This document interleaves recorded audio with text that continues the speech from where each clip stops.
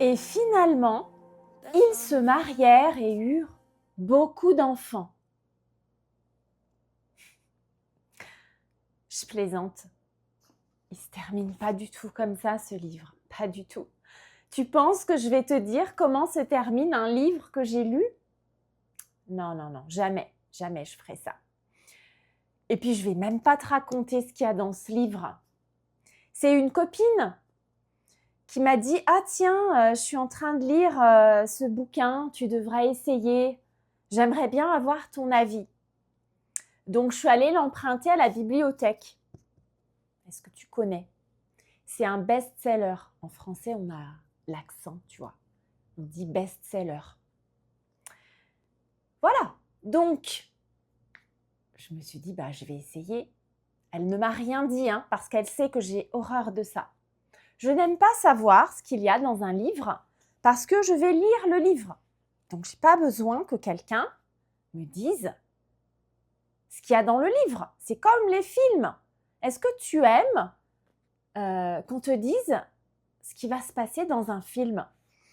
J'aime pas trop regarder les bandes annonces parce qu'il y a des bandes annonces, tu vois quasiment tout le film. Tu sais presque comment ça va se terminer.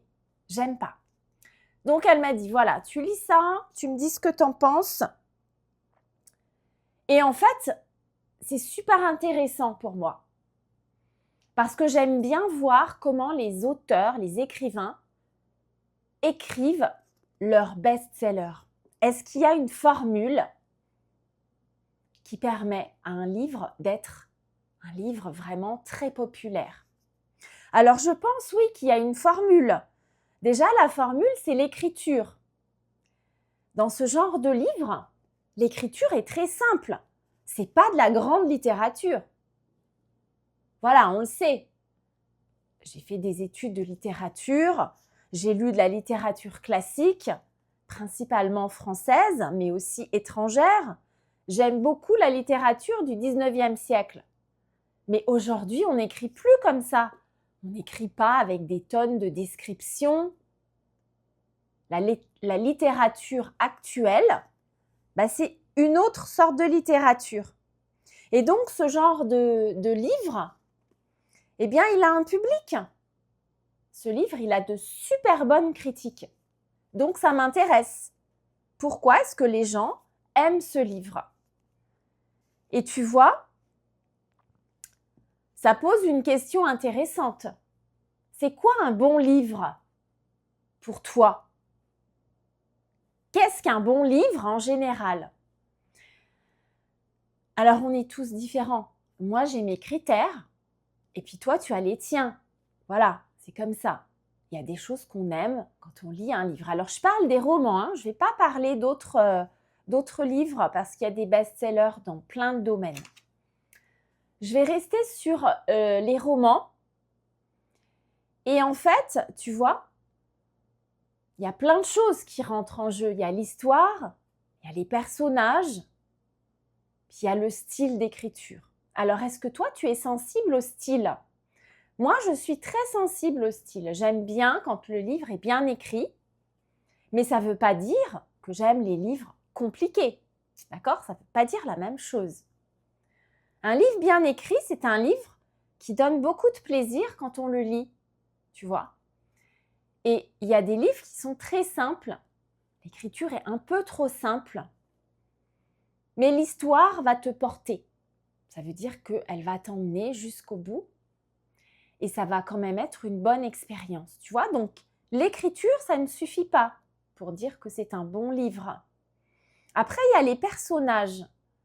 Alors, c'est l'auteur qui décide quel type de personnage il va mettre dans son livre. Est-ce que ce sont des personnages forts, qui ont beaucoup d'émotions, qui ont un passé difficile, par exemple? On essaye de s'attacher au personnage, normalement. Si on n'aime pas le personnage, on va avoir du mal à rentrer vraiment dans l'histoire et dans le livre. Puis tu as des personnages qui sont un peu plus mystérieux. Là encore, c'est l'auteur qui choisit. Toi, tu n'as pas le choix. Voilà. Ce personnage, on n'arrive pas trop à le comprendre. Parfois, on ne sait même pas pourquoi il est là. Tu vois, il y a des personnages, on se dit, mais qu'est-ce qu'il fait dans ce livre? Quel est son rôle? Et puis, il y a des personnages qui sont creux. Creux, c'est comme quelque chose qui est vide. Ça veut dire qu'ils n'ont pas beaucoup de substance. Ils ne sont pas très intéressants en fait parce que voilà, ils n'ont pas assez de personnalité, ils n'ont pas assez de charisme. Donc ça peut être un défaut. Tu vois, quand tu lis un livre, tu as envie d'avoir quand même des personnages qui tiennent la route. Ça veut dire qu'ils sont à la hauteur de tes attentes. Voilà. Donc les personnages, l'écriture et puis bien sûr, l'essentiel, c'est l'histoire. L'histoire, il faut que l'histoire te plaise. Et tu vois, dans ce genre de livre, comme celui-là, eh bien, on voit tout de suite que c'est l'histoire qui est mise en avant. On a une histoire où il va se passer plein de choses très vite. Les chapitres sont très courts. Et puis, à la fin de chaque chapitre, il y a un petit truc qui te donne envie de continuer. Et comme les chapitres sont courts, oui, tu continues. Tu dis, allez, 2 pages, on continue. Et c'est comme ça, en fait, que tu es pris dans l'histoire.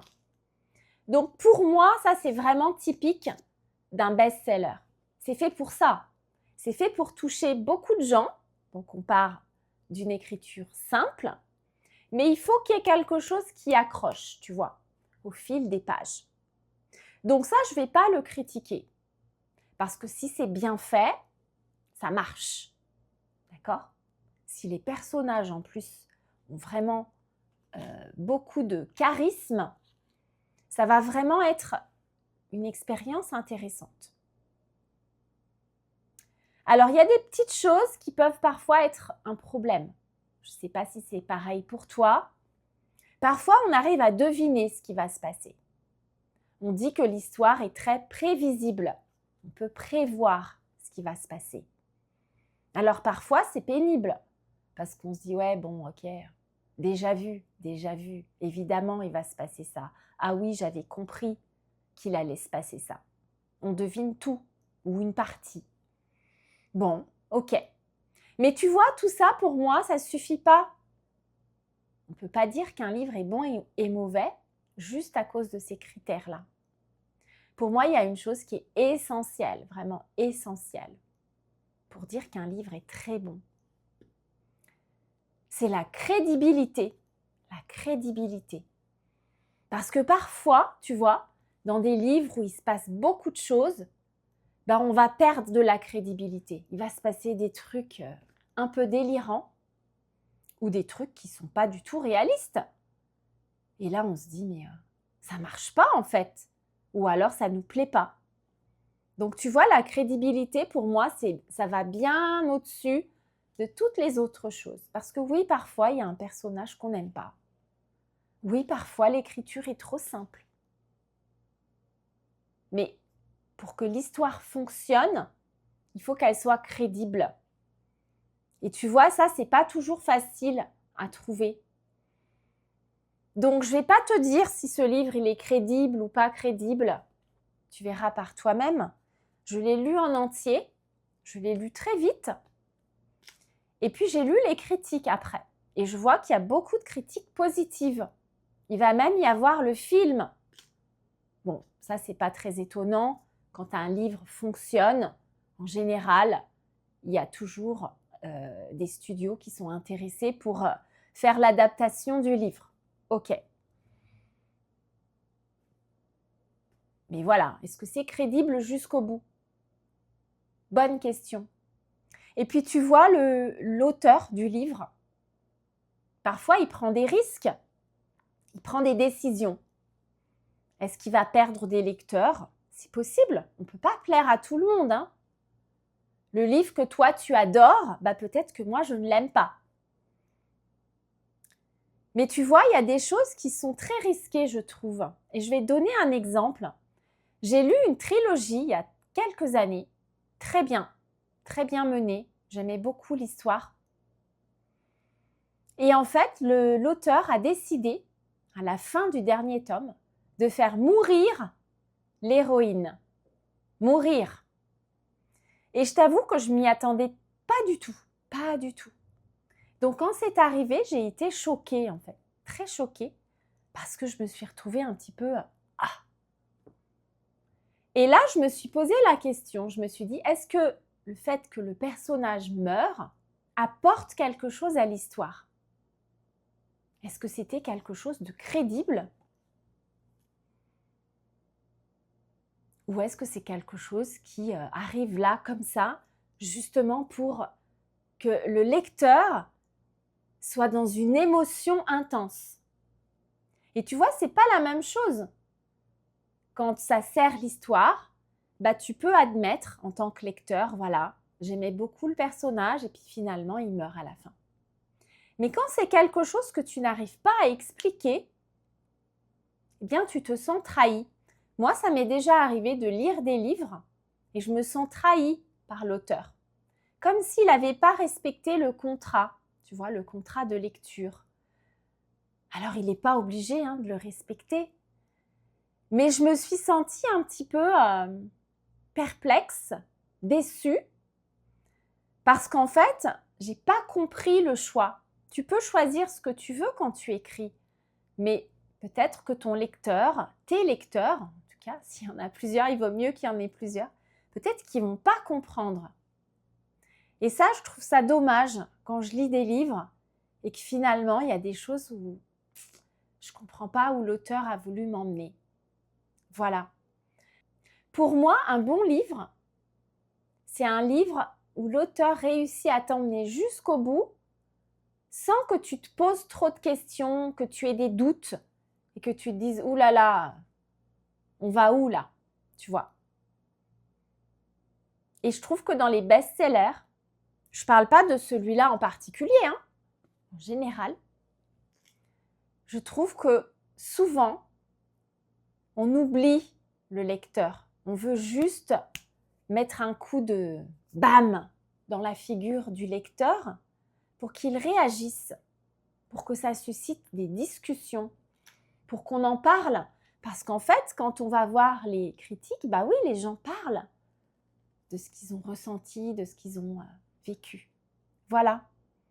Donc, ils se marièrent et ils eurent beaucoup d'enfants. C'était une blague. Ça, c'est la fin des contes de fées. Les contes de fées, alors il y en a toujours des contes de fées. Des contes de fées modernes, ça existe encore. Mais ce n'est pas très populaire, je pense. Voilà, donc il y a des livres comme ça à la place qui marchent très très bien. Et puis comme tu peux l'imaginer, il y a une suite. C'est une série. Ben oui, un best-seller ne peut pas s'arrêter au premier tome. Donc tu vois, il est sorti en 2022. Et puis depuis 2022, il y a 2 autres livres qui sont sortis. Je ne sais pas encore si je vais les lire, mais pour moi, ce n'est pas un hasard, tu vois. On n'écrit pas 3 livres comme ça, bam, bam, bam. Pour moi, c'est des choses qui sont planifiées. Les best-sellers, c'est jamais des livres qu'on écrit au hasard et qui vont avoir d'un seul coup du succès. C'était peut-être le cas à une époque, mais plus aujourd'hui. C'est un business, on le sait, c'est un business. C'est un business qui marche. Alors, je me trompe peut-être, mais ces livres, ils sont écrits pour être adaptés, c'est clair. Cinéma, Netflix. Tu le vois, la façon dont ils sont écrits spécifiquement pour être adaptés. Donc voilà, ils ont trouvé une formule qui marche. C'est la façon dont on envisage aujourd'hui l'écriture d'histoire. Et puis, il y a une demande puisque ça fonctionne. Voilà. Donc, j'ai lu ce livre en quelques heures et puis j'ai pu en parler à mon ami et c'était intéressant. On a eu une discussion intéressante. Voilà, donc si toi aussi tu lis ce livre ou si tu prévois de le lire et que tu veux en parler, bien on pourra en parler si tu veux. Pas de problème. Je te proposerai une plateforme où on pourra en discuter ensemble en français. Ok? Je te dis à bientôt. Bye bye.